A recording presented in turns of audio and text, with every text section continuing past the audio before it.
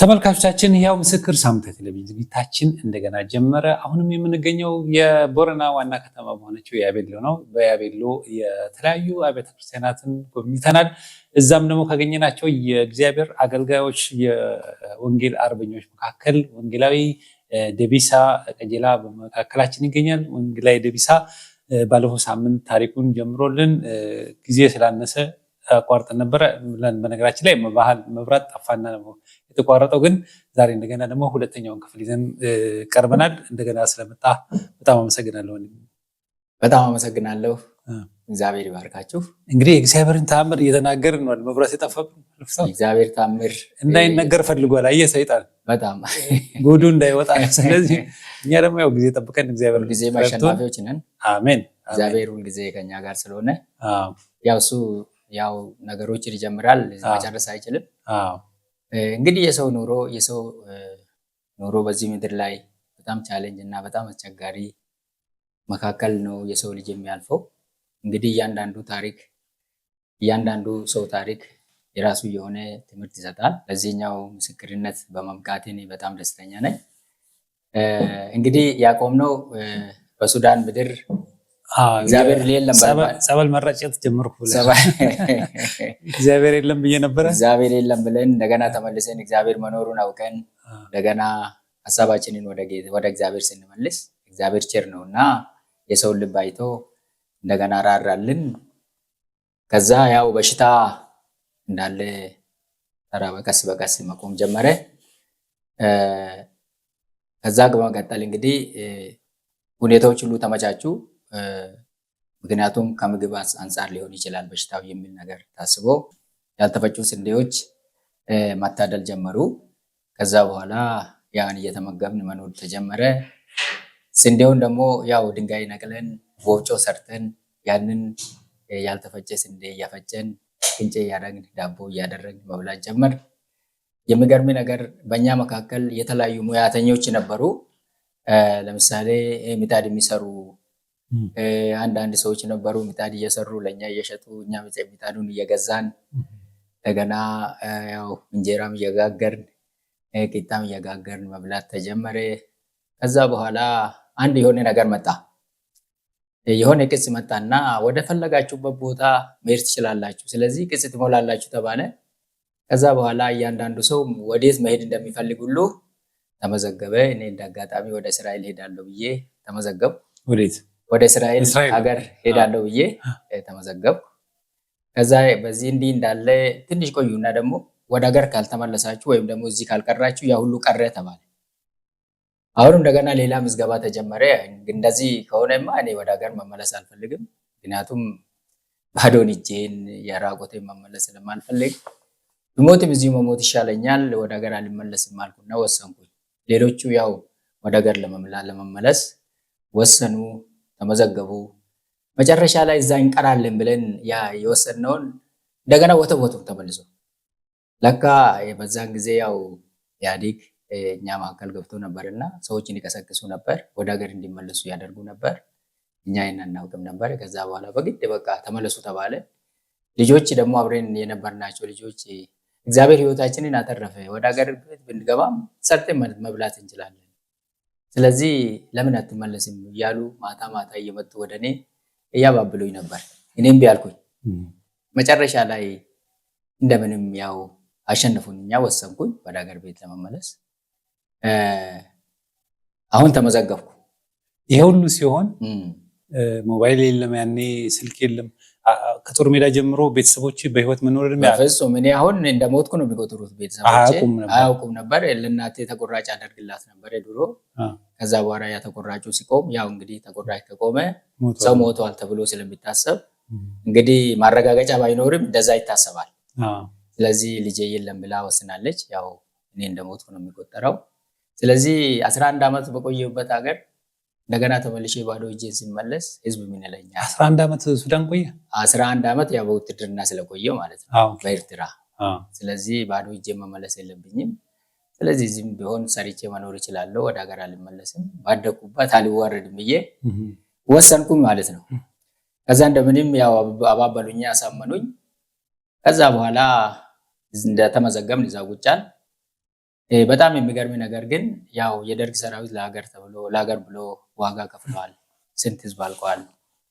ኤርትራም እንዳትገነጠል ዋጋ ተከፍለዋል። ስለዚህ አሁን እየተደረገ ያለው ለሀገር አንድነት ተብሎ አሁን ጥረት እየተደረገ ያለው በዛን ጊዜ ለሀገር አንድነት፣ ለእኩልነት፣ ህዝባችን አንድ መሆኑ በኢትዮጵያዊነት ደረጃ ሁሉም ኢትዮጵያዊ ነው ተብሎ ተገምቶ በዛ አይነት እየተያየን ነበር የምንኖረው። ስለዚህ ለሀገር አንድነት በጣም ዋጋ ከፍለናል። ያ ነገር ግን አልሆነም። ከዛ በኋላ ለዛ ብለን ነው ዋጋ የከፈልነው፣ ለሀገር አንድነት ነበረ። እኛ ያ ነገር አልተሳካም። ስለዚህ እዛ ሀገር መስከረም 2 ላይ አብዮት በዓል ተብሎ የሚታሰብ ዘመን ነበር። በዛ ጊዜ ደርግ ያከብር ነበረ። እዛ ያለን መስከረም 2 ለማክበር ሁሉም ወጣ። መቅረቱንም አታውቁም? መቅረቱንም አናውቅም። ያው እንግዲህ 84 መጀመሪያ ነው ማለት ነው። ይሄ እኛ የወጣ ነው በ83 ነው፣ ግንቦት ወር ነው። አሁን በ84 መስከረም 2 ላይ ወጣን። ባንዲራ ከየት እንዳገኘው አላውቅም። ሌሎቹ ለካ ባንዲራ ይዘዋል። ባንዲራ ወጥቶ ተሰቅሎ እንደዚህ እኛ ስናከብር ህዝብ ያለቅስ ነበር። ስለ ሀገር ፍቅር፣ ስለ ኢትዮጵያ በጣም እናለቅስ ነበር። ልባችን ይሰበር ነበር። በጣም እናለቅስ ነበረ። ያው ከዛ በኋላ እኔ በጣም አንድ ነገር ገረመኝ። በዛን ጊዜ የነበረን የሀገር ፍቅር፣ በዛን ጊዜ የነበረው የኢትዮጵያዊነት ስሜት በጣም የሚገርም ስሜት ነበርና በጣም ያ ሁሉ ትዝ ይለኛል። ከዛ ተመዝግቤ ያው እንግዲህ የመጀመሪያ ጉዞ የተሰጠው ለባሌ ክፍለ ሀገር ነበር። ያኔ በክፍለ ሀገር እየከፋፈሉ የመልሱን ስለነበረ ማለት ነው። እኔ በአዲስ አበባ ነው የተመዘገብኩት። ለመጀመሪያ ጊዜ እንግዲህ ያው ተመዝግበን ሁኔታ ሁሉ ተመቻችቶ 2 አውሮፕላኖች ተመድቦ አንዱ የውጭ አውሮፕላን ነው፣ አንዱ የኢትዮጵያ አየር መንገድ ነው። በሁለት አውሮፕላን በቀን 2 ጊዜ እየተመላለሰ ያግዝ ነበር ወደ አዲስ አበባ። መጀመሪያ ባሌ፣ ከዛ ጅማ፣ ከዛ ወለጋ እየተባለ ሰው ሁሉ እየቀነሰ ሲሄድ እኛ መጨረሻ ላይ አዲስ አበባዎቹ መጨረሻ ላይ ወጥተን ወደ ከሰላ ሄደን ከሰላ ላይ አውሮፕላን ማረፊያ አለ። ከዛ በኋላ ተሳፍረን ወደ አዲስ አበባ ቀጠልን ማለት ነው። እንግዲህ ወደዛ ከመሄዳችን በፊት ያኔ በኦርቶዶክስ ደረጃ ያው እናመልክ ነበር። እኛ እንግዲህ ኦርቶዶክስ ነው የምናውቀው። በዛን ዘመን እናመልካለን። ቀን ጠዋትና ማታ እየሄድን እንቀድሳለን። ያው ጸበል ይረጫል። ከዛ በኋላ አንድ የሆነ እዛ እየተመሰረተ ስደተኛ ዮሐንስ የሚባል ታቦት ተመሰረተ። እዛው ስደተኛው ዮሐንስ ተብሎ ከዛ በኋላ ያም እኛ ስንሄድ ከኛ ጋር ተጭኖ ወደ አዲስ አበባ ገባን ማለት ነው። አዲስ አበባ ስንሄድ አውሮፕላን እንደወረድን እዚህ ቦሌ ላይ ያንዳንዳችን ተንበርክከን ምድሩን ስመን ከዛ በኋላ ታቦቱንም እዛው አስረክበን ያው በዚህ ስም ታቦት እንዲቆም ተብሎ ከዛ ቃል ገቡልን። ከዛ ከአውሮፕላን ወርደን እንግዲህ የገቡልን ነበር። መጀመሪያ የገቡልን ቃል ነበረ። ወደ ሀገር ስትሄዱ ስትመለሱ የሚሰጣችሁ ድጎማ አለ የምትቋቋሙበት ተብሎ ነበር እና በዛ ነው ያባበሉ። በ12,000 ብር ይሰጣችኋል ተብሎ እኔም 12,000 ብር ካገኘው ሀገር ገብቼ ያው መስራት ይችላለሁ ብዬ ነው። በዛ ሰበብ ነው እኔም ራሴ የመመለሴ ምክንያት የሆነው ማለት ነው። ከዛ በኋላ እዛ ስንደርስ ያው ወረን ማረፊያ ቦታ ነበረ። ያው ምግብ ቆርቆሮና ኮቾሮ ነበረ፣ እሱን ሰጡን። ከዛ በኋላ ሁኔታዎችን ጠየቅናቸው። ከኛ በፊት የገቡትን እንዴት ነው ብሩ እየተሰጠ ነው ተብሎ ብለን ስንጠይቃቸው አይ ብር የሚባል ነገር የለም አሉ። አሁን በጣም አዘን። አሁን እንግዲህ መመለስም አይቻልም፣ ምንም ማድረግ አንችልም። ከዛ በኋላ ያው ስማችንን መዘገቡን። ከዛ በኋላ ወዴት ነው የምትሄዱ ተባለ።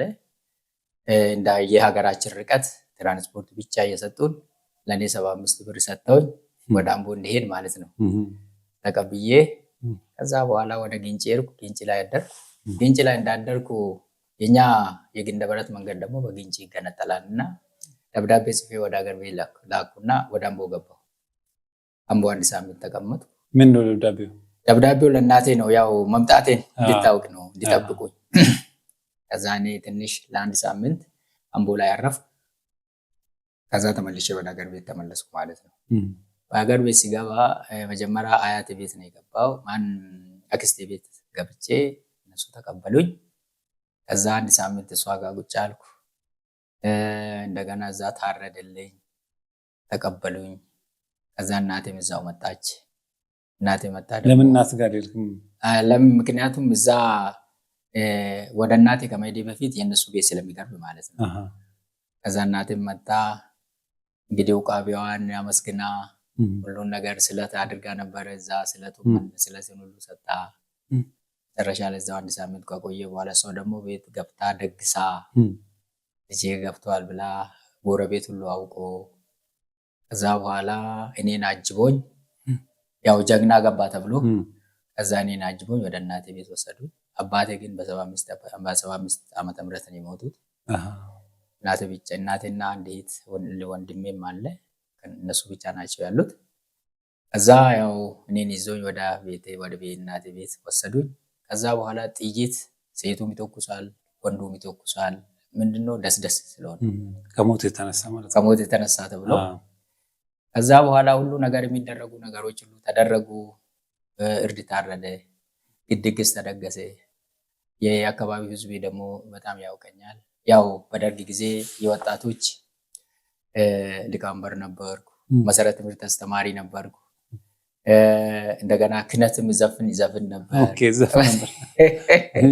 በዛ ውስጥ በጣም ታዋቂ ነበርኩ እና ህዝብ ይወደኛል። ከዚህ የተነሳ ህዝብ ሁሉ ደስታውን ገለጸ። ለ1 ሳምንት ሁሉ ፌስታ ሆነ።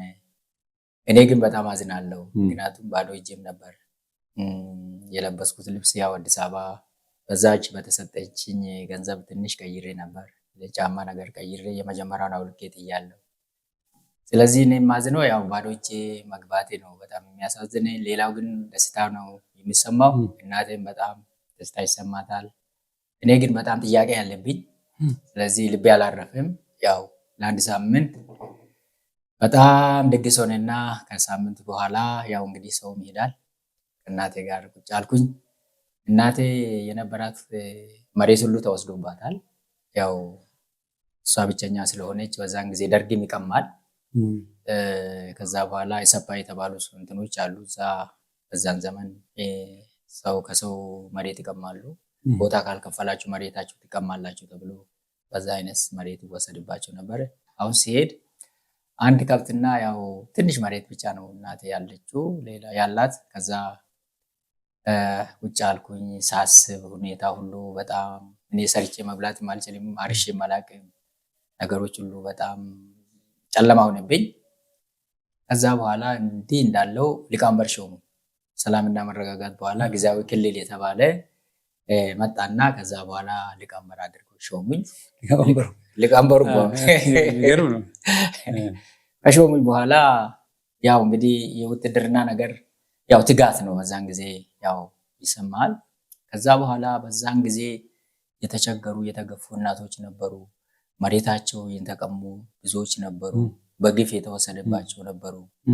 ከዛ በኋላ ሽማግሌዎችን ይዤ የሀገር ሽማግሌዎችን ይዤ በየቀኑ እየዞርኩ የሰውን ድንበር አስተካክል ነበር። የተቀሙትን ይመልስላቸው ነበር። እናቶች በጣም ይመርቁኛል። እግዚአብሔር አንተን ያኑርልን እያሉ ያኔ ሰውም ይፈራኛል። ይሄ የበረሃ ሴጣን አለበት ተብሎ ስለሚገመት ካቦርት ነበረኝ። አንድ ካቦርት ለብሼ ከዛራ ነበረኝ። ከዛራ ብትር ይዤ ሄዳለሁ። ከኔ ጋር የሚሄዱ ታጣቂዎች አሉ።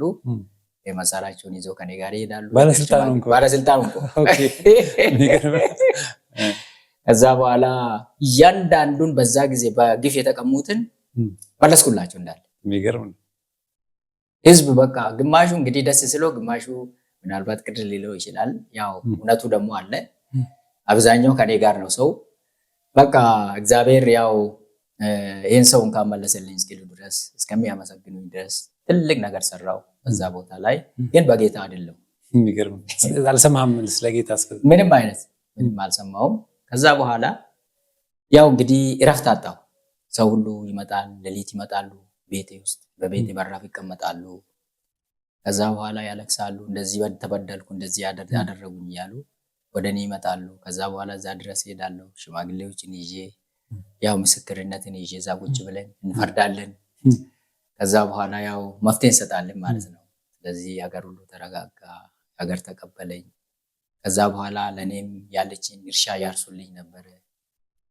ከዛ በኋላ እንዲህ እንዳለ ለተወሰነ ጊዜ እንደሰራው መቀመጥ ትንሽ እኔም ያው እዛ መኖር ፍላጎት አልነበረኝም። ከዛ በኋላ ለምክትል የሰጠውና በደብዳቤ ውክልና ሰጠውና ቀጥታ ወጣው ጅማ ገባው። ጅማ ገባው። የማውቃቸው ሰዎች ነበሩ። እዛ ጅማ ቁጭ አልኩኝ። ጅማ ላይ ያለው የኦርቶዶክስ ቤተክርስቲያን አለች ማርያም የምትባል። ከዛ በኋላ ንስሐ ገባለሁ ብዬ ሄድኩኝ። እዛ ብዙ ነገር አድርጌያለሁ። ስለዚህ ንስሐ መግባት አለብኝ። ከውትድርና ከመጣሁ በኋላ ምንም ንስሐ አልገባሁም አልኩና ሄድኩ። አንድ ቄስ ነበሩ፣ ያው መነኩሴ ናቸው። ቄስ መንግስቱ ይባላሉ። ከዛ ተቀበሉኝ። ከግዳሴ በኋላ ያው ውሃ ረጩኝ፣ ንስሐ አስገቡኝ። ከዛ በኋላ ያንን እምነት ያስኩና ያስኩ። በጣም ጠዋት ጠዋት እሄዳለሁ ከነሱ ጋር ያው ግዳሴ እንትን እላለሁ። አስተማረኝ፣ ወደ ራሱ አስጠጋኝ። አገልጋይ ትሆናለህ ያለኝ። ከዛ በኋላ እዛው እያለሁ ደግሞ የሰንበት ተማሪዎችን አቋቋምኩ። የሰንበት ተማሪዎችን ሊቀመንበር ሆንኩ። ደግሞ እዛ ቤተክርስቲያን ከዛ በኋላ አገሩን ወደደኝ። አሁን ከዛ በኋላ በቃ ሃይማኖተኛ መጣ፣ በጣም ሰው አገኘን ተብሎ እንደገና ቤተክርስቲያኒቷን አሳደስኩ። ፎርም አሳስኩ። ብዙ ነገር ያው ለፋው። ህዝቡን አስተባበርኩ፣ አጥሩን አሰራው፣ ወጣቶችን አስተባበርኩ። የዝማሬ አገልግሎት ሁሉ ነበረ። የኦርቶዶክስ ዝማሬ እሱን ሁሉ ሲያሰለጥኑ ከሌላ ቦታ እየመጡ ሲያሰለጥኑ፣ ከዛ በኋላ እንደዛ እንደኖርኩ ከዛ ለ3 ዓመት እዛ ቁጭ አልኩና አሁን አልተመቸኝም መሄድ አለብኝ አልኩ። ከዛ ወጣው ወደ አገር ተመለስኩ። ወደ ቤቴ ወደ እናቴ ቤት ተመለስኩ። ያኔ ያው ኦርቶዶክስ ውስጥ በነበርኩበት ጊዜ በጣም ያው አጥባቂ ነኝ። መጽሐፍ ቅዱስ ታነብ ነበረ? መጽሐፍ ቅዱስ እናነብ ነበረ። ግን አንድ የሆነ ነገር ግን ግራ ይገባኛል። እግዚአብሔር ሆይ አንተ መንገድን አሳየኝ። እነኚህ ጴንጤዎች ያስቸግሩኛል፣ በየመንገዱ ላይ ምስክርነት ይሰጡኛል። እኔ ደግሞ አልወዳቸውም፣ እሳደባለሁ። እነሱ ደግሞ በትዕግስት እንደዚሁ። አንድ ቀን እንደው እነኚህ ሰዎች ለምንድን ነው የጠላናቸው? አንደኛ ጠላ አይጠጡም፣ አይሰክሩም። ይህ ነገር የእነሱ ትክክል ይሆን አልኩና ትንሽ ተጠራጠርኩ። ግን እንደዚህ ብዬ ጸለይኩ፣ እግዚአብሔር ሆይ መንገድን አሳየኝ። ሙስሊም ይሁን ጴንጤ ይሁን ምን ይሻለኛል ብዬ በግራ ተጋባሁ። አሁን መጸለይ መንገድ ብቻ አሳየኝ እያልኩ ሲጸልይ ወደ አገር ቤት ተመለስኩና አንድ ሰው ቤት ገባሁ። ገብቼ በጥቅስ አለ እዛ ላይ የተጻፈው እኔ መንገድ፣ እውነት፣ ሕይወትም ነኝ፣ በእኔ በቀር ወደ አብ የሚመጣ የለም ይላል። ተመላልሼ ያነበብኩ ይሄ ነገር በመጽሐፍ ቅዱስ ውስጥ አለ እንደ ብዬ ሳስብ ያው ጥቅሱን ያዝኩና እዛ በኋላ ሄጄ ያነበብኩ እሱ መንገድ ከሆነ እሱ እውነት ከሆነ እሱ ሕይወት ከሆነ ቅዱሳን መላእክት ቅዱሳን ሰማዕታት የምንላቸው ያማልዱናል የምንላቸው እንዴት ሊሆን ይችላል? በፊት እኮ ሰው ምንም አልቻለኝም፣ እኔ ራሴ እከራከራለሁ፣ እነሱም ይከራከሩኛል። ልክ ይሄ ቃል ወደው ለወጠ። ለሰው አልተናገርኩም፣ ዝም አልኩና እዛም ከዲማ የምትባል ብርሃነ ወንጌል አለች። በሰው ግቢ ውስጥ ነው ነበር የሚያመልኩት። ቀጥታ እዛ ሄድኩ። እዛ ሲሄድ ሰው ሁሉ አየኝ። ድሮ ተከራካሪ ነበርኩ፣ ዛሬ ደግሞ ለሚመጣ ተብሎ ነው እነሱ የሚያዩኝ። አሁን ከዛ በኋላ እነሱ ገቡ። እነሱ ሲጸልዩ ከነሱ ጋር ጸለይኩ፣ ሲዘምሩ ተነሳው ከነሱ ጋር ዘመርኩ። ዝም ብሎ ያኛል ሰው። ከዛ በኋላ መጨረሻ ላይ ጌታን የምትቀበሉ ሲባል ጄን ለእግዚአብሔር ሰጣው፣ ጌታን ተቀበልኩ ማለት ነው። ከዛ ያው መጠጥ ነበረ፣ ያው ጠላ ወድ ነበረ። እንዴት ተዋለው ይሄን ነገር አልኩኝ። አይ እግዚአብሔር ባለ ጊዜ አንተ ትተዋለህ፣ ምንም ችግር የለው፣ ስለዛ አታስባል። ከዛ በኋላ እኔ ማፈርኩ። ከዛ በኋላ መጠጥ የሚባለው ነገር ራሱ በራሴ ጊዜ ከዛ ያው የጥምቀት ስርዓት ተማርኩ። ያስተማሩኝ ያው ከዛ በኋላ እዛው ተጠመቅኩ። ወዲያው እንደተጠመቅኩ ወደ ትምህርት ቤት ገባሁ። እዛ ኮሌጅ አለ፣ የብርሃነ ወንጌል ኮሌጅ ወደ ቶኪ አካባቢ ኮሌጅ ስላለ እዛ ገባሁ። እዛ 2 ዓመት ተማርኩ። ከዛ ወጥቼ ያው በዚህ መካከል እንግዲህ ያው ጌታን ከተቀበልኩ በኋላ አገባሁ። ባለቤት ያው አራርስ ያሉኛ ትባላለች። እሷን አገባው። እሷን በጌታ ነበረች። እሷ በፊትም በጌታ ነበረች፣ ዘማሪ ነች። ከዛ በኋላ እሷን አገባው። ከዛ በኋላ እኔም አገልጋይ ሆንኩ። ወንጌላዊ አድርጎ ሾሙ። በዛው ቤተክርስቲያን ማለት ነው። እንግዲህ በወታደር ውስጥ የነበረኝ ትጋት በዚህ ውስጥም ደግሞ ጠቀመኝ። አገልጋይ ሆኜ ደጋው አይቀረኝም፣ በረሃው አይቀርም። በእግሬ ብቻ 6 ሰዓት እየሄድኩ በበረባሶ ክረምት አልልም በጋ አልልም ሲጓዝ ሳገለግል ነበር። በቅንነት ጌታን ሳገለግል እግዚአብሔር ሰዎችን እያስነሳልኝ ብዙ ነገር ነበር። በዚህ መካከል እንግዲህ ያው የሚያስፈልጉ ነገሮች አሉ፣ ቤተሰቦች አሉ፣ እግዚአብሔር ልጆችም ሰጠኝ። ከዛ በኋላ ያገለገልኩ እግዚአብሔር ተናገረኝ። በሚሄድበት ቦታ ሁሉ እግዚአብሔር ይናገረኛል። እግዚአብሔር ወደ ሌላ ሊወስድ ነው እና እግዚአብሔር መንገድ ስትሄድ እናያለን፣ ብዙ መንገድ ትሄዳለህ እያሉኝ ይነግሩኛል። ወዴት ነው የሚሄደው እያልኩ መጨረሻ ላይ የኢትዮጵያ ብርሃነ ወንጌል ጥሪ ያደረገልኝ። ከዛ በኋላ ወደ አዲስ አበባ መጣሁና አንድ የሆነ ነገር ጠየቁኝ። ወደ ሰላሌ አንተን ለመመደብ እንፈልጋለን፣ ፈቃደኛ ነህ ባሉኝ። አዎ እንግዲህ ቤተክርስቲያን ግን አትለቀኝም። ቤተክርስቲያን ከለቀቀችኝ እኔ ፈቃደኛ ነኝ አልኩ። ከዛ በኋላ የሆነ ሆርኖ ፋብሪካዎች ነበሩ በዛን ጊዜ 2000 ነው ይሄ። ከዛ በኋላ ሄድና ስልጠና ውሰድ አሉኝ። እዛ ደብረ ዘይት ሄጄ ስልጠና ወስጄ ከዛ ሲመለስ ቦታ ቀየሩና ሂድና ቦረና ትሄዳለህ አሉኝ። ቦረና የት ነው? ቦረና ስሙን አላውቅም። ነገሌ ቦረና ነው የማውቀው። አሁን እዛ ትሄዳለህ፣ ቦታውን ታያለህ፣ ከዛ በኋላ አይተህ ትመለሳለህ ያሉኝ። ትራንስፖርት ሰጥቶኝ ላኩኝ። ወደዚህ መጣሁ። ቀጥታ እዚህ መጥቼ ወደ ዲዳራ የምትባል ገጠር ነች። እዛ ሄድኩኝ። አየሁ። ሆስቴል ነው እዛ ያለው፣ የተማሪዎች ሆስቴል ነው። እዛ ሄጄ ቦታውን አየሁ፣ ልጆቹንም አየሁ። ከዛ በኋላ ተመለስኩ ወደ ቢሮ። ተመልሼ እንዴት አየህ አሉኝ። ያኔ ዶክተር ሳሙኤል ነበሩ እዚህ ጋር ዳይሬክተር ነበሩ። አይ ለእኔ ጥሩ ነው፣ ግን ለቤተሰቦቼ ሊከብድ ይችላል አልኳቸው። ለማንኛውም አሁን እንግዲህ ተመልሰህ ቤተሰቦችን አማክረህ ያለኝ ጨርሰህ ለአንድ ወር እንሰጣለን፣ ከዛ በኋላ ተመልሰህ ትመጣለህ ያሉኝ። ከዛ በኋላ ወደ ቤቴ ተመለስኩ። ተመልሼ ባለቤቴን አማከርኩ። በዛን ጊዜ ይሁን አለች። አሁን እንግዲህ ስንት ልጆች አሉን? 3 ልጆች አሉኝ አሁን ማለት ነው። አሁን እሷ መጀመሪያ እሺ ብላ ሁኔታው ለመነሳት ስንሄድ አልሄድም አለች። አብራችሁ ልትመጡ ነበር? አልመጣም። እንግዲህ ቤተሰቤን ይዤ ነው የሚመጣው፣ ልጆቼን ይዤ ነው ያው የሚመጣው ማለት ነው። ከዛ በኋላ እሷ አልተከራከርኩም። አገልግሎት ነበር፣ የቀኑ እሑድ ነው። 2 ወንድ ልጆቼን ይዤ ቀጥታ ወደ አገልግሎት ሄድኩ። መካነ ኢየሱስ እና ብርሃነ ወንጌል አብረን በጋራ እናመልክ ነበርና እነሱን አገለገልኩ። ከዛ በፊት ግን ቤተክርስቲያን ሁኔታውን ተቀበለች፣ ሸኘችኝ፣ ለዚህም ደግሞ ባረከችኝ።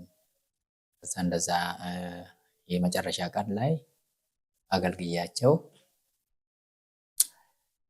ለመሄድ ልጆችን ይዤ ተነሳሁ። ከዛ ወደ ቤት አልመለስኳቸው፣ ቀጥታ ወደ ከተማ ነው የወጣው መንገድ ወደ ካርሲ የምትባለው ለመምጣት ማለት ነው። ከዛ በኋላ እሷም ከልጆቿ መቅረት አትችልምና ግን አንተ እኔን ተከትላ መጣች። እሷን ይዞ መጡ። ህዝብ ያለቅስ፣ እኔ ተደብቄ ነው የመጣው። ለማንኛውም ለሰው አልተናገርኩም፣ ምክንያቱም ሰው ሁሉ ያለቅሳል። ምክንያቱም ሰዎች በጣም ይወዱኛል፣ ያቀርቡኛል። ሄደ ከተባለ ምናልባት ሰዎች ሊያዝኑ ይችላሉ ብዬ ደብቄ ነው እኔ እንትን ያልኩት። ከዛ በኋላ እሷን ይዞ ሲመጡ ሰው ሁሉ ከእሷ ጋር ተገልብጦ መጣ። ሰው ግማሹ ያለቅሳ ስንል በቃ መጨረሻ ላይ ያወሰነን አዲስ አበባ ገባን ማለት ነው ከእሷ ጋር። እዛ ባድረን ከዛ ወደ ቦረና ስንመጣ ይህንን መንገድ ሁሉ ሲመጡ ደከማቸው። በአንድ ቀን አይገባም። ዲላ ላይ አድረን በሁለተኛው እዚህ ጋር ገባን። እንደገና ወደ ገጠር ገባን። ልጆችን ይዤ እንዳለ ገጠር ገባው ማለት ነው። ባለቤቴ እንደዚህ አለች፣ አንተ ዴቢሳ ይህን ሁሉ ከተማ አቋርጠን ስንመጣ አንተ ይሄ ቦታ ይሻለናል ብለህ ነው እዚህ ያመጣህን አለች። በጣም ውስጥ ያዘ ነው። አይ እግዚአብሔር ነው ወደዚህ ስፍራ ያመጣን፣ ለዚህ ህዝብ ነው እግዚአብሔር ያመጣን፣ ለአገልግሎት ነው። ስለዚህ እግዚአብሔር ያለውን ደግሞ ማድረግ አለብን ብዬ አጽናናኋቸው። ከዛ በኋላ ሀገሩን አታውቅም፣ በጣም ተጨነቀች። ቋንቋውን አታውቅም ስትጨነቅ። ከዛ በኋላ ለአንድ አመት ቆየን። ነገሩ ጦርነት አለ። ብሔር ከብሔረሰቡ ጋር ይጋጫል። ቦረና ከጉጂ ጋር ከተለያዩ እንትኖች ጋር ይጋጫል። ጦርነቶች አሉ። በጣም አስፈሪ ነበር። ከዛ በኋላ ባለቤቴ በጣም ታመመች። እኛም በጣም መፍራት ጀመርን። ባለቤቴ ስትታመም በቃ ጨነቀኝ። እባብ ነው እዛ ያለው፣ ፉኝት ነው ያለው፣ ቦታው ጫካ ነገር ነው። ሆነ ብሎ ሴጣን ደግሞ ወደ አንተ ይልካል። ስለዚህ ያን ፉኝት እየገደልኩ ዘንዶውን እየገደልኩ እግዚአብሔር እየረዳኝ እየገደልኩ ልጆቹንም ግደሉ እያልኩ ልጆችን ነበር እንግዲህ ሆስቴል ሲባል የምናስተዳድራቸው የቦረና ልጆች እዛ ውስጥ ሆኖ በመንግስት ትምህርት ቤት እንዲማሩ ቀለባቸውን ችለን እንደዚሁም ደግሞ መኝታ፣ ብርድ ልብስ ይህን ሁሉ ችለን ቀለባቸውን ችለን እዛ ነው የምናገለግላቸው ማለት ነው። በዛ አማካኝነት ነው ወደ ጌታ መጥተው እኛም ምስክርነት እንሰጣለን፣ ጌታን ይቀበላሉ። በዛ አይነት ሁኔታ በዛ አይነት ስራ ነው ወደዚህ የመጣሁት ማለት ነው። ከዛ በኋላ ያን ሁሉ ሲገል መጨረሻ ላይ እሷም ታመመች። አሁን እንደዚህ ያደረኩ ጦርነቱ አንዳንድ ጊዜ እየተባባሰ በሚመጣበት ጊዜ እኔ ልጆችን ለምንድን ነው እዚህ የሚያስጨንቀው ወደ ሀገር ይመልሳለሁ ብዬ ወሰንኩኝ። ከዛ በኋላ ከጉጂ የሆኑ ሰዎች መጡና አንተ ዴቢሳ ነህ ያሉኝ። ያው ለአንተ መልእክት አለን አሉ። መጡ። ማታ ነው የመጡት ገቡ።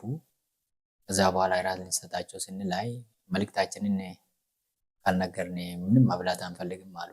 ከዛ በኋላ ተንበረከክን፣ ጸለይ። እግዚአብሔር ግን እንደዚህ ይልሃል አሉ። አብርሃምን ከወገኔ ከሀገሬ ውጣ ብዬ ስነግረው እሱን አሳፍሬዋለሁ ይልሃል እግዚአብሔር። እኔ ስለ ልጆች ስለ ቤተሰብ ያላስብን ከየት እንዳወጣው አታውቅም? እኔ ነኝ ያመጣው ወደዚህ። ስለዚህ አትፍራ ይልሃል እግዚአብሔር። ከዚህ እግርን እንዳታንቀሳቅስ ይልሃል። እኔ ነኝ የላኩ፣ አንተ ብዙ ስራ የምሰራው አለ። ስለዚህ እኔ አላሳፍርም፣ አትፍራ፣ ምንም አትሆንም ይልሃል እግዚአብሔር። አንተ አሁን ወደ ሀገር ቤት ለመመለስ ፈልገሃል፣ አስበሃል። ነገር ግን እግዚአብሔር ያ የኔ ፍቃድ አይደለም፣ ስለዚህ ከዚህ እግርን እንዳታንቀሳቅስ ይልሃል እግዚአብሔር አለ። ለማንም ግን አልተናገርኩ። ከዛ በኋላ አለቀስን፣ እግዚአብሔርን አመሰገን።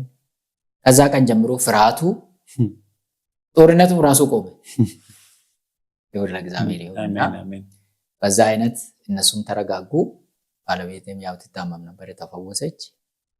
ከዛ በኋላ እግዚአብሔር እንዳለው በእኔ አማካኝነት እግዚአብሔር ነገሮችን አስተካከለ። ቅርጽ ያላዙትን ቅርጽ አዛዘ። ለምሳሌ እኛ የምናመልከው ዶሮ የሚመለከው ያው ከኔ በፊት የነበሩ ሚሽነሪዎች ነበሩ፣ ወደ 3 የሚሆኑ ማለት ነው። ከዚህ ወደ ላይ የተመለሱ እነሱ ጸልዮ ብዙ ዋጋ ከፍሎ ነው የሄዱት። እኔ ደግሞ ሰበሰብኩ። ከዛ በኋላ የቤተክርስቲያን ቅርጽ እንድታገኝ እንዲኖራት አደረጉ። ቤተክርስቲያን እንዲተከሉ አደረግኩ። ያልተጠመቁ እንዲጠመቁ አደረግኩ። ብዙ ህዝብን እግዚአብሔር አሳልፎ ሰጠኝ። አሜን። በዛ በአካባቢ ላይ እግዚአብሔር ግርማ ሞገስ ነው። ስለዚህ እግዚአብሔር በዛ ስፍራ ላይ ብዙ ነፍሳት ወደ ጌታ እንዲመጡ ተደረገ። በጣም ደስተኛ ነኝ። እግዚአብሔር በእኔ ተጠቅሞ ብዙ ነገርን በቦረና ምድር ብዙ ነፍሳትን አድነዋል፣ ብዙ አጥምቀናል፣ ብዙ ቤተክርስቲያናት ተተክለዋል።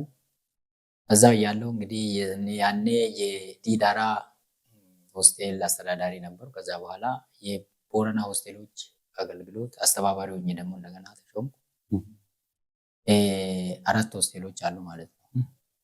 በእነዚህ 4 ሆስቴል ላይ እንደገና ሾሙ። በዛ ላይ ያለው ሳገለግል መጨረሻ ላይ አሁን ደግሞ ያው የልማቱን አገልግሎት ለሌላ ሰው ሰጠውና እኔ መንፈሳዊን አገልግሎት ያዝኩ። አሁን እንደ ቦረና ያው በኢትዮጵያ ብርሃነ ወንጌል የቦረናና ደቡብ ኦሞ ቀጠና አስተባባሪ ጸሐፊ ሆኜ አሁን እያገለገልኩ ነው ማለት ነው። በጣም ደስ የሚል ታሪክ ነው የነገርከን። እግዚአብሔር ይባርክ። እውነት በጣም የሚገርም ነው። መጨረሻ እንደው ይህንን የሚሰሙ ሰዎች ስለ ቦረና አሁን ብዙ ጊዜ ቦረና የሚያስመን አልነበረም እንኳን መጣችሁ ብለው ብዙዎች አገልጋዮች እንደዛ ብለውኛል። እና ለኢትዮጵያ ሕዝብ ውጭም ላለው የምታስተላልፈው መልእክት ካለ በዚህ አጋጣሚ? ቦረና በጣም ጥሩ ህዝብ ነው። በጣም አዋቂ ህዝብ ነው።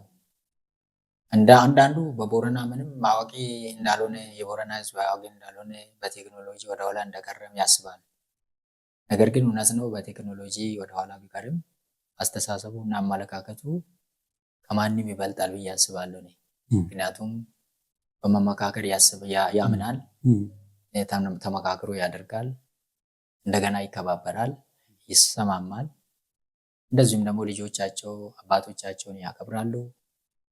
በጣም የሚደነቅ ህብረተሰብ ነው። በጣም የሚደነቅ ህዝብ ነው ቦረና ማለት ነው። እኔ እዚህ ራሴ በዚህ መመደቤ በጣም ደስተኛ ነኝ። እኔ ካሁን በኋላ ከዚህም ወደ ሌላ አልሄድም፣ እግዚአብሔር ወደ ሌላ ካልጠራኝ የሚለው ሀሳብ አለኝ። ምክንያቱም ሰው ወዳጅ ናቸው፣ ተቀባዮች ናቸው፣ ያላቸውን አካፍለው የሚሰጡ ናቸው። መንገዱን እንኳን ብትሄድ ያው የሚያሳድሩ ናቸው። በጣም አዋቂ፣ በጣም ትልቅ ህዝብ ነው እና ለቦረና ህዝብ አሁንም ገና ወንጌል ያስፈልጋል። ያው በባህል የተያዘ ህዝብ ነው። ልጆቻቸው እንጂ እንደዚሁም ደግሞ ሴቶቻቸው እንጂ ወደ ጌታ አልመጡም። ምክንያቱም ከባህላቸው የተነሳ ማለት ነው። ስለዚህ አሁንም ትውልዱ አብዛኛው ጌታን ተቀብለዋል። አሁንም ገና ይቀራል፣ ብዙ ስራ ይፈልጋል። ስለዚህ ቦረናም በወንጌል ለመድረስ ያንዳንዱ ከዓለም ዙሪያ ያለው ሁሉ በዚህ ላይ ትኩረት አድርጎ ለወንጌል ራሱን ቢሰጥ፣ እንደዚህ ነው ሌሎችም ሚሽነሪዎች ወደዚህ ቢላኩ እግዚአብሔር ይህችን ምድር ያስባል ብዬ አስባለሁ። አሁንም እያሰባት ነው። ምክንያቱም በመንግስትም ደረጃ ትኩረት እየተሰጠ ውሃ የሌለበትን አሁን በግድብ በተለያየ ወደ 14 የሚሆኑ ግድቦች እዚህ ጋር ተገድበዋል። እንደ ድሮ የውሃ ችግር አይኖርም። ድሮ ማረስ አይችሉም። እንግዲህ አሁን ማረስ ጀምረዋል። ስንዴ ሁሉ ይታረሳል፣ በቆሎ ይታረሳል፣ ጤፍ ይታረሳል። አሁን በእርሻ ያልታወቀ ምድር እርሻ ሆኗል። በጣም የሚገርም ነው። እግዚአብሔር እንግዲህ ያው ምድሩን የሚባርከው በወንጌል አማካኝነት ነው። ወንጌል እዚህ ከገባ ጊዜ ጀምሮ ምድሩ ተባርካለች ማለት ይችላለሁ። ህዝብ ራሱ ተለውጧል ብዬ አምናለሁ። ምክንያቱም ወንጌል ይለውጣል፣ ወንጌል ባለጠጋም ያደርጋል፣ ወንጌል ሰላምን ይሰጣል። ወንጌልን ተቀብሎ ያልበለጸገ ህዝብ የለም። ወንጌልን ተቀብሎ ያፈረ ህዝብ የለም። ስለዚህ ወንጌል በስጋም በመንፈስም ያበለጽጋል። ስለዚህ አሁን ትውልዱ ጌታን እየተቀበለ ነው፣ ገና ይቀራል። አሁንም በዓለም ዙሪያ በተለያየ ቦታ ያሉ በቦረና ላይ ከፍተኛ ትኩረት አድርገው ወንጌል ቢሰራ ከዚህ የበለጠ ሁኔታ ምድሩ ይባረካል ብዬ አስባለሁ። ወንጌል ያልተደረሰባቸው እዚሁ ከጎናችን ከአጠገባችን አሉ። ለምሳሌ የገሪ ብሔረሰብ እና የገብራ ኦሮሞ እነኚህ በሙስሊም የተያዙ ናቸው፣ ሙስሊሞች ናቸው። ወንጌል ምንም አልገባም እዛ ውስጥ ማለት ነው። ስለዚህ ብዙ ስራ ይጠይቃል። ቦረናን ያሸነፈ ወንጌል እነሱንም ያሸንፋል። ቦረናን ከያዝ እነሱን ደግሞ ለመያዝ ምንም አያቅተንም። ምክንያቱም እዚህ ላይ ሆነን እነሱንም መድረስ ይቻላል ማለት ነው። ስለዚህ በዚህ ላይ ትኩረት አድርገን ብንሰራ የተለያዩ ሚኒስትሪዎች እንደዚሁ እንደ የተለያዩ ከኛ ጋር የሚሰሩም አሉ፣ አገልጋዮችን የሚደግፉ እንደዚሁም ደግሞ በተለያየ በስልጠና የሚደግፉ አሉ። አሁንም እናንተም ከኛ ጋር እንድትቆሙ